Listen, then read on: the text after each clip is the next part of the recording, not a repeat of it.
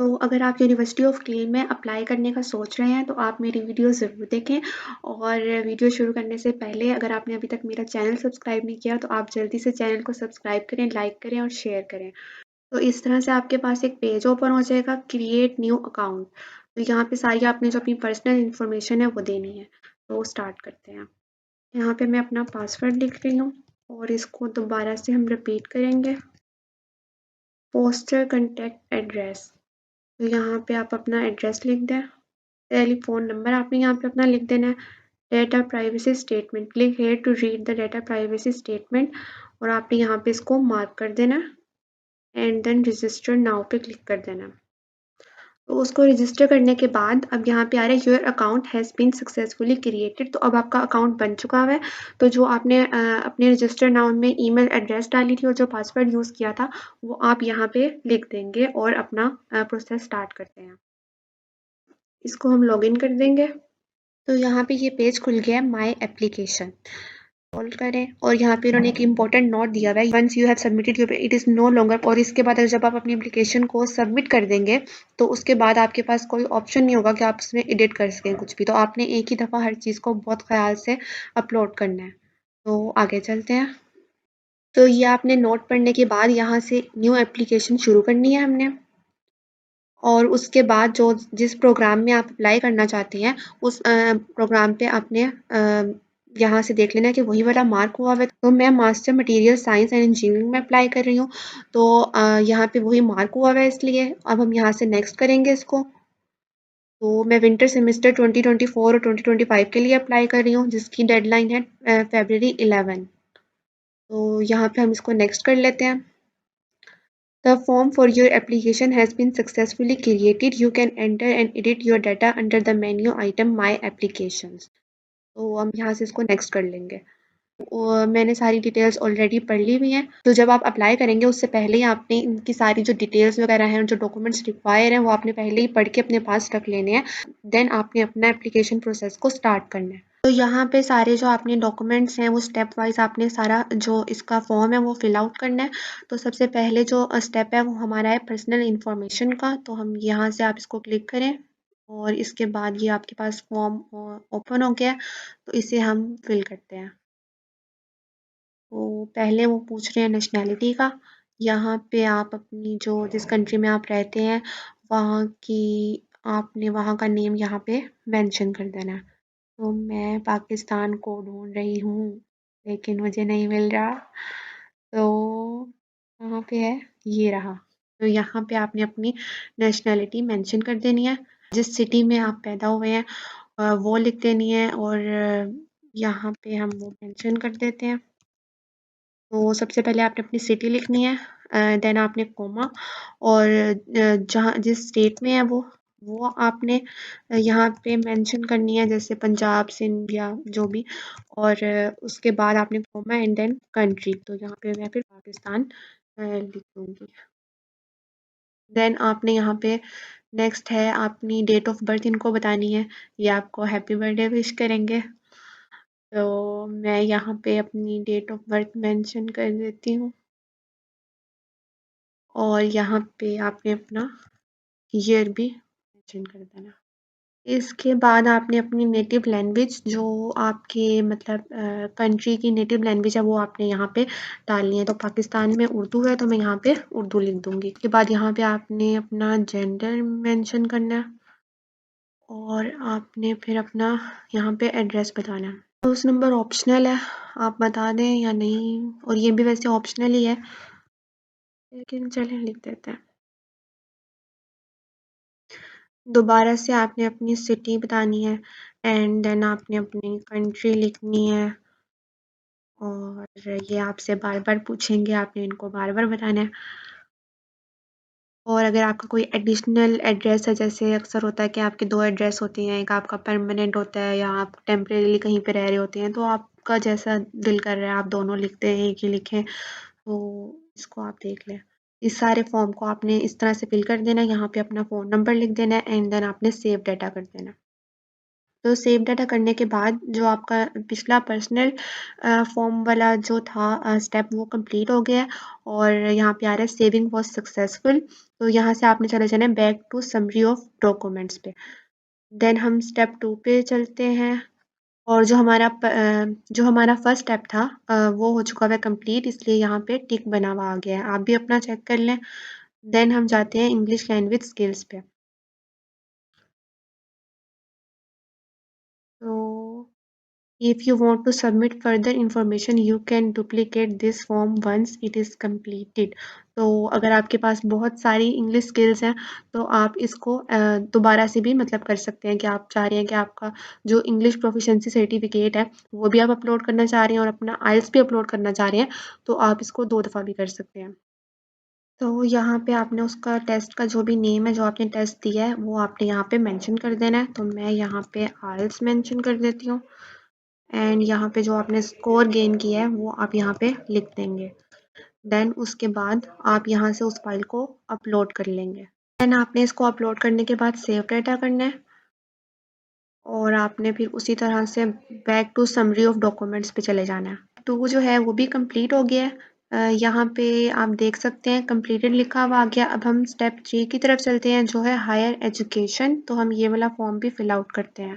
तो अगर आपने कोई फर्दर इंफॉर्मेशन भी प्रोवाइड करनी है तो आप इसी फॉर्म को डुप्लीकेट कर लें। तो यहाँ पे आपने अपना यूनिवर्सिटी का नेम लिखना है, जिस यूनिवर्सिटी से आपने ग्रेजुएशन की है।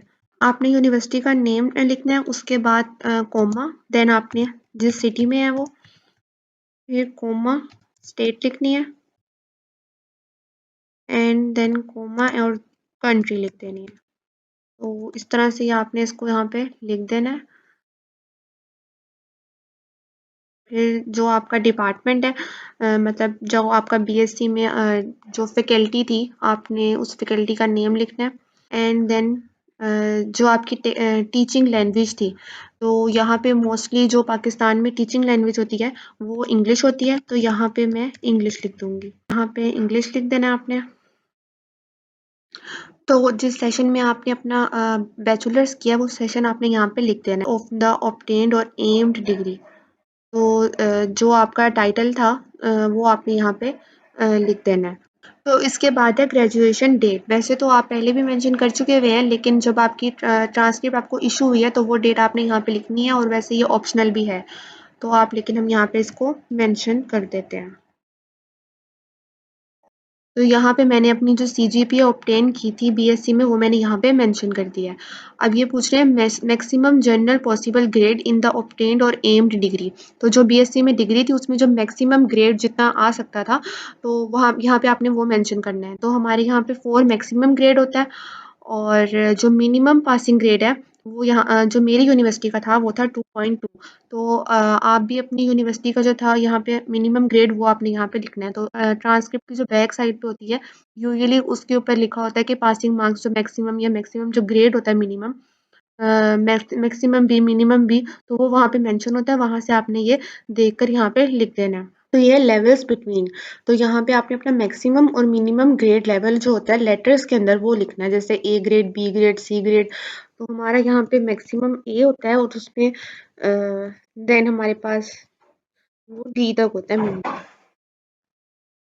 देन हम जाएंगे बैक टू समरी और उसके बाद जो हमारा स्टेप 3 था वो भी हो गया कंप्लीट।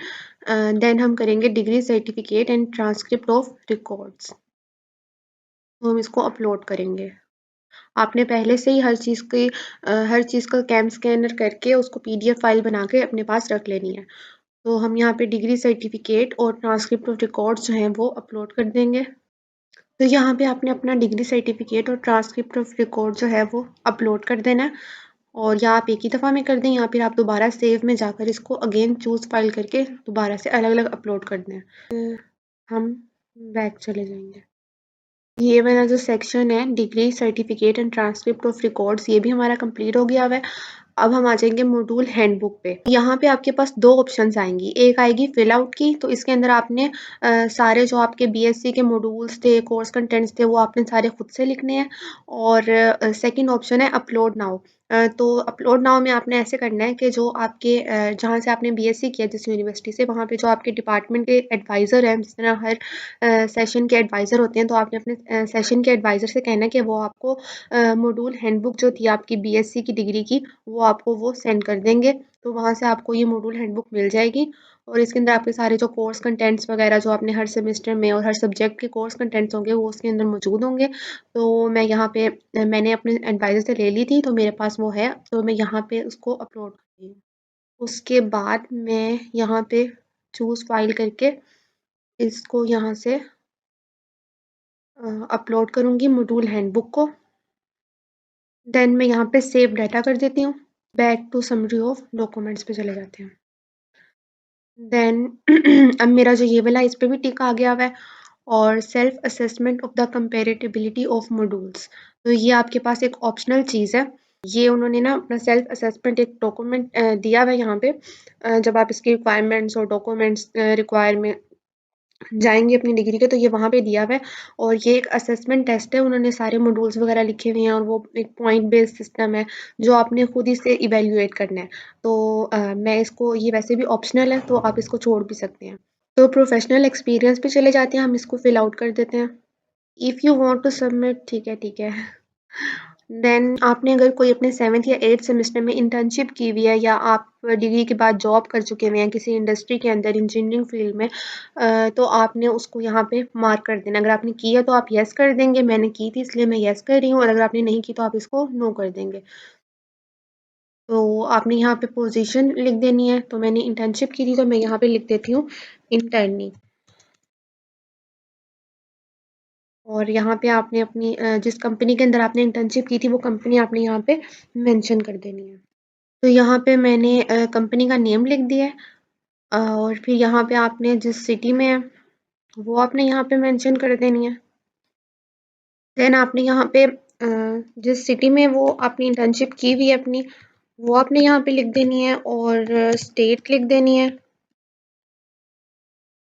एंड देन आपने उस कंट्री का नेम लिख देना। उसके बाद आपने जिस ड्यूरेशन में इंटर्नशिप की है वो मंथ ईयर और वो कर देना है। तो आपको ये सर्टिफिकेट मिला हुआ होगा उसमें, तो आपने यहाँ पे उसका डिटेल्स जब तक वो आपने किया है जब से जब तक तो वो आपने यहाँ पे मेंशन कर देना है। तो मैंने यहाँ पे लिख दिया है। इसके बाद है कि जब आपको वो इंटर्नशिप का जो सर्टिफिकेट मिला हुआ होगा वो आपने यहाँ पे अपलोड करना है। तो अगर आप कोई जॉब अपना जॉब का डालना चाहते हैं तो आप इसको दोबारा से डुप्लीकेट करके वो भी डाल सकते हैं अपना। हम यहाँ पे इंटर्नशिप की जो रिपोर्ट है वो अपलोड कर देते हैं। तो यहाँ पे मैंने अपना सर्टिफिकेट जो है वो अपलोड कर दिया है और इसके बाद मैं सेव डाटा कर देती हूँ और ये मेरा डाटा सेव हो गया। अब मैं बैक टू जाऊँगी समरी डॉक्यूमेंट्स पे और उसके बाद मेरा प्रोसेस हो चुका हुआ है तकरीबन कंप्लीट। अब यहाँ पे है certificate of the academic examination board. तो ये जो लोग चाइना से कर रहे हैं, वियतनाम से कर रहे हैं, इंडिया से कर रहे हैं, मंगोलिया से कर रहे हैं, तो उनका एक होता है एपीएस सर्टिफिकेट। तो वो लोग यहाँ पे फिर इसमें वो भी अपलोड करेंगे। तो मैं तो पाकिस्तान से हूँ इसलिए मेरा ये नहीं है और यहाँ पे आप देख सकते हैं ये ऑप्शनल भी लिखा हुआ है और जो लोग पाकिस्तान से हैं वो ये नहीं करेंगे। और मेरी एप्लीकेशन कंप्लीट हो गई है, तो फिर मैं यहाँ पे इसको सबमिट कर दूँगी। Finish my application and send it. यहाँ पे all required documents have been submitted. After sending this application you can't change or edit your documents any more. तो आपने इस बात का काफ़ी ख्याल रखना है और जो आपने सारी चीज़ें देनी है वो बिल्कुल ठीक देनी है। तो do you want to continue? Yes. पे ये सारा कुछ आपको लिखा आ गया है तो आपने ये इसको अच्छे से रीड आउट कर लेना है और इसमें वो ये कह रहे हैं कि आपको एक ईमेल आई हुई है जिसके अंदर आपका जो एप्लीकेशन फॉर्म है जो आपने फिल आउट किया सारी इन्फॉर्मेशन है उसको आपने प्रिंट कर लेना है। उसको प्रिंट करने के बाद उधर सिग्नेचर की जो ऑप्शन है वहाँ पे आपने अपने हैंड सिग्नेचर करने हैं एंड देन आपने उसका कैम स्कैनर से एक पीडीएफ बनाना है और यहाँ पे उन्होंने ईमेल एड्रेस दिया हुआ है keelmat@tf.uni कील.ई। तो आपने सिर्फ इसी वाले ईमेल पे उनको वो जो आपका स्कैन डॉक्यूमेंट है वो इस ईमेल पे सेंड कर देना है। इस तरह से आपने इसका कर लेना है और ये मस्ट कर लेना है। इसके बगैर जो आपने एप्लीकेशन फिल आउट की है वो कंसीडर नहीं की जाएगी और सिर्फ इसी ईमेल पे आपने सेंड करना है। तो इस तरह से ये आपका प्रोसेस जो है वो कंप्लीट हो जाएगा।